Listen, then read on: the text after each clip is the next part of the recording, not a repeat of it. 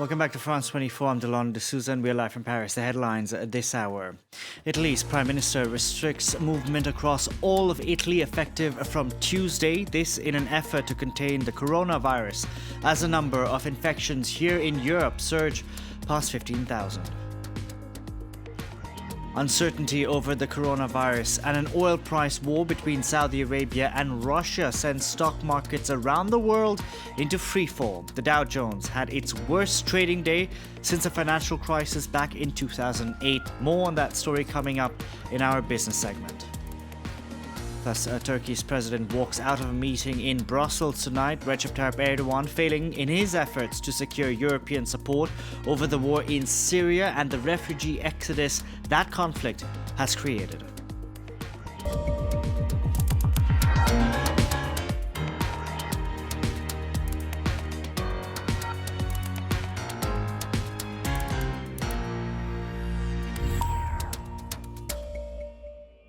First, the spread of the coronavirus continues here in Europe. 15,000 people are infected, and authorities in different EU member states are handling the outbreak differently.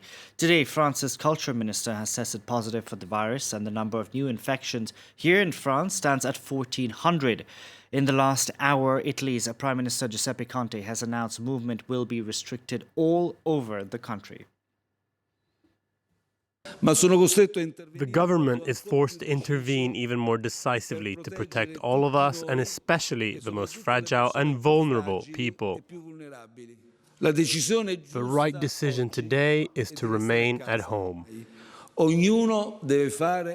Everyone has to do their part.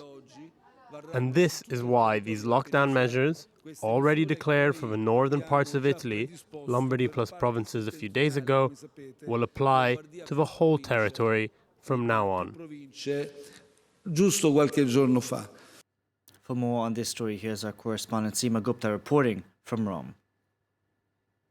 Prime Minister Giuseppe Conte gave a media conference and announced this drastic and dramatic measure. But essentially what we're seeing, he said, is no longer a red zone in that sector in the north of Italy, but an entire protected zone throughout Italy. And he said the key words that he wants to extend the message of is this hashtag that's also been trending in Italy since those measures were put in place over the weekend, I stay at home. And he said, really, this is necessary. No one can move throughout the country or travel unless they have a specific reason, whether it's for work, whether it's absolutely necessary for serious reasons, or whether for health reasons. And he says this drastic measure, these measures have been put in place. It's necessary because they have to stop the virus. And he says there's simply no more time to wait. He said habits among Italians have to change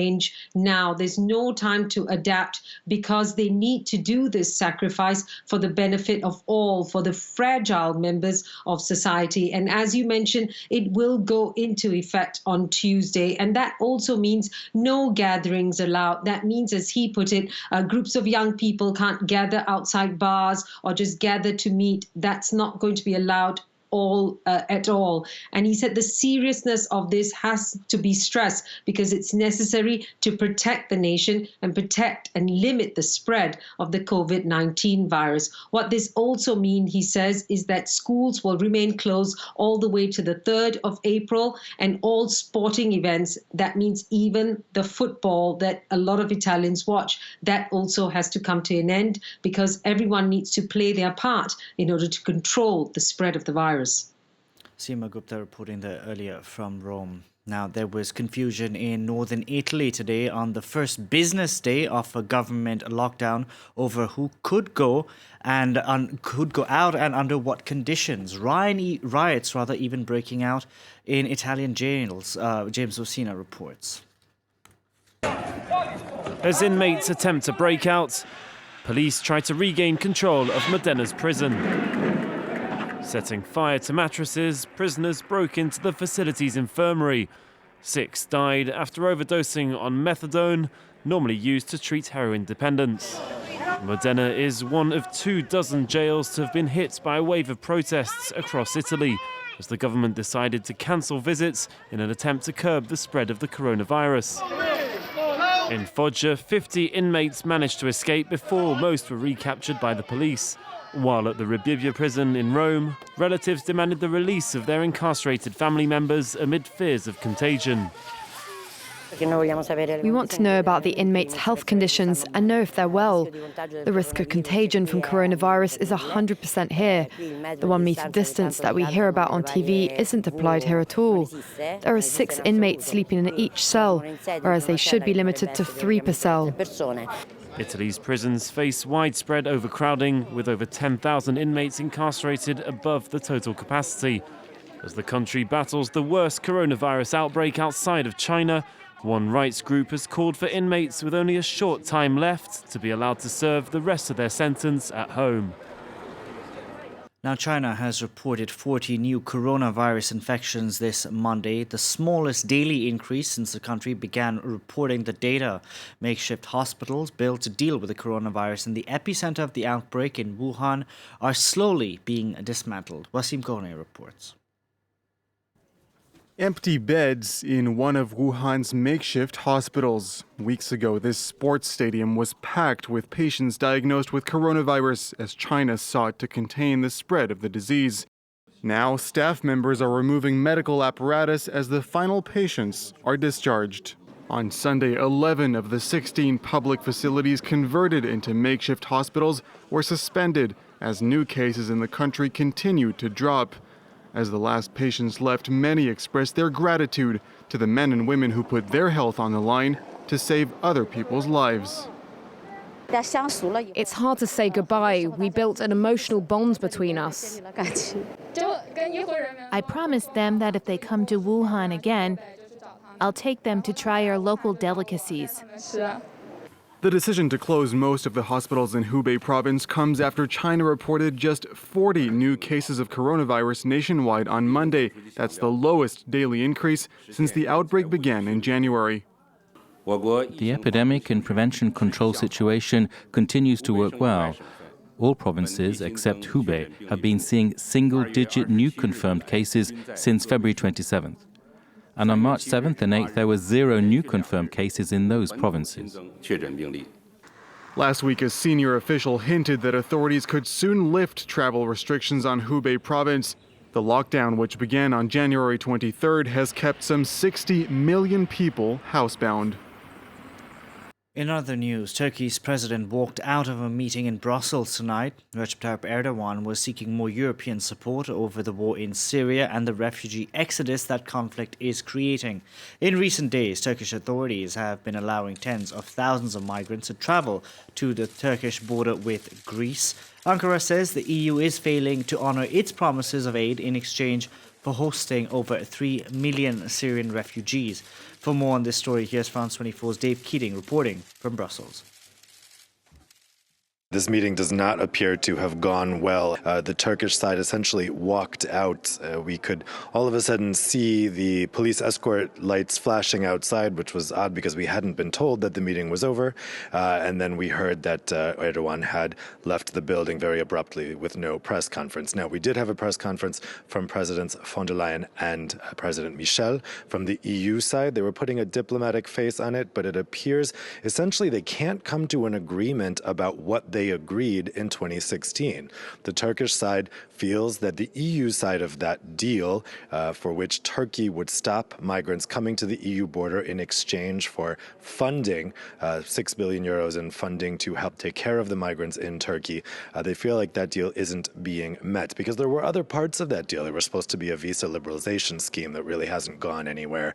And so we could tell from that press conference tonight that the two sides are at two very different points. Now, President von der Leyen did say that that EU-Turkey deal is still in effect, but the two sides have to agree exactly what it means to implement it. But Charles Michel, the president of the council, described tonight's meeting as a first step.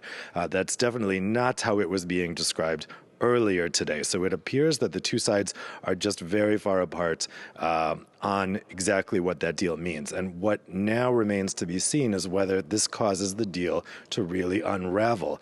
We were told tonight that the EU's Foreign Affairs Chief Joseph Borrell will meet with his Turkish counterpart in the coming days to try to come to some kind of understanding about what is required by that 26 agreement on both sides, both on the Turkey side and on the EU side. But really, it doesn't seem, when I'm talking to people on the EU side, it really doesn't sound like they have high hopes for that agreement. It looks like nerves were tested tonight, and it did not end well. Dave Keating reporting there from Brussels. Now, desperate migrants remain in limbo at the Turkish border with Greece. EU foreign ministers have criticized Ankara for using migrants to apply political pressure. Greece is currently housing tens of thousands of migrants, and Germany says it's willing to help take in around 1,000 or 1,500 children, especially girls who are currently on Greek islands. In other news, the political infighting continues over in Afghanistan. Rival leaders in the country were both sworn in as president in separate ceremonies.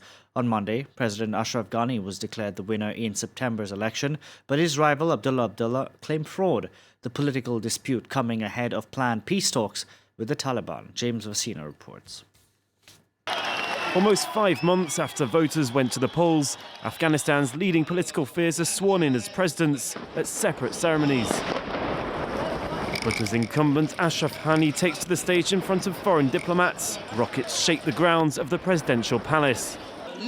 We have seen bigger attacks.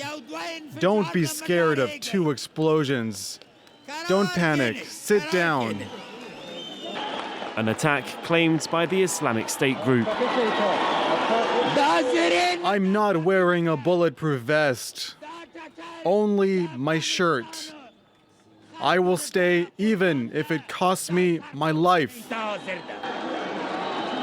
Meanwhile, in the nearby Sapedar Palace, his rival Abdullah took his oath, maintaining that the polls were marred by fraud and corruption, claims that were recognised by the Electoral Commission. During our election campaign, we promised people that we would not accept any government elected fraudulently, and we stand by our promise. The two men had previously formed a unity government, but their rivalry continues to weaken the state's stance ahead of planned talks with the Taliban on Tuesday. The US signed a peace deal with the Taliban just over a week ago, but negotiations within the country's own parties remain crucial to drawing a roadmap for Afghanistan's future. Renowned Swedish-born actor Max von Sydow has died in France today at the age of 90. He had a long and storied career that saw him working well into his 80s. He played the priest in the horror classic The Exorcist.